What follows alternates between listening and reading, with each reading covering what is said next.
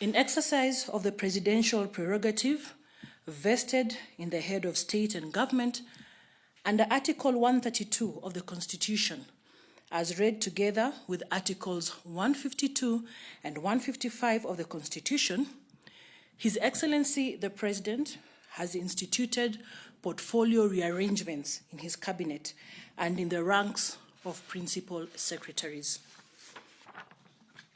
The presidential action promotes enhanced operational efficiency, institutionalizes the implementation of various ongoing groundbreaking reforms, better orients portfolio responsibilities with both national development plans as well as the needs of citizens, and introduces functional changes that shall make the relevant ministries and state departments more efficient and better able to deliver superlative services to the public. Therefore, the new portfolio responsibilities and changes made in the structure of government are as follows. 1. Transfer of functions and reconstitution of ministries. Pursuant to Article 132, Section 3B of the Constitution, the following reorganizations and transfers of functions are made.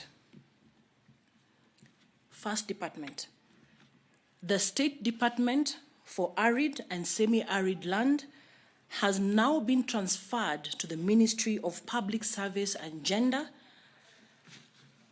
2, the State Department of Social Protection, Pensions and Senior Citizens has been transferred to the Ministry of Public Service and Gender. 3, the State Department of Special Programs is transferred to the State Department of Social Protection, Pensions, and Senior Citizens Affairs, and this department will hereby be renamed as the State Department for Social Protection, Senior Citizens Affairs, and Special Programs. The Ministry of Devolution and the ASOLs, that is the Arid and Semi-Arid Land, is hereby reconstituted and renamed as the Ministry of Devolution.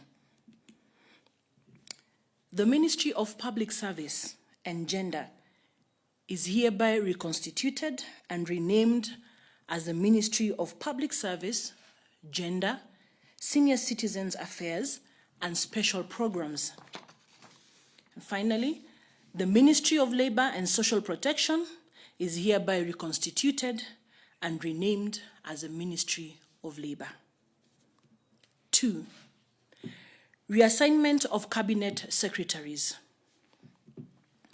In accordance with Article 155, Section 5A of the Constitution, the following Cabinet Secretaries have been reassigned. Cabinet Secretary Ambassador Dr. Monica Juma moves from the Ministry of Defense to the Ministry of Energy. Cabinet Secretary Honorable Charles Keter moves and becomes the Cabinet Secretary of the Ministry of Devolution.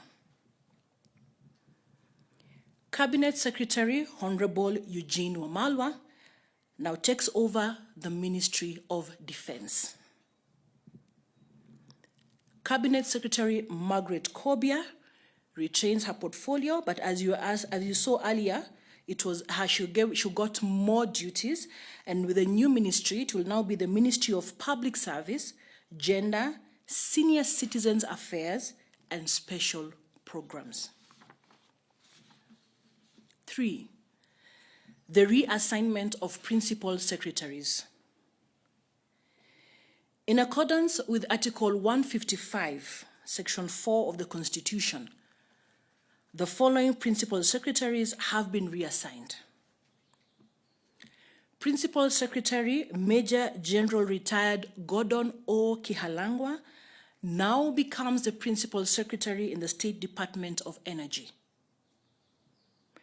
Dr. Engineer Joseph K. Njoroge now becomes the Principal Secretary of the State Department for Transport.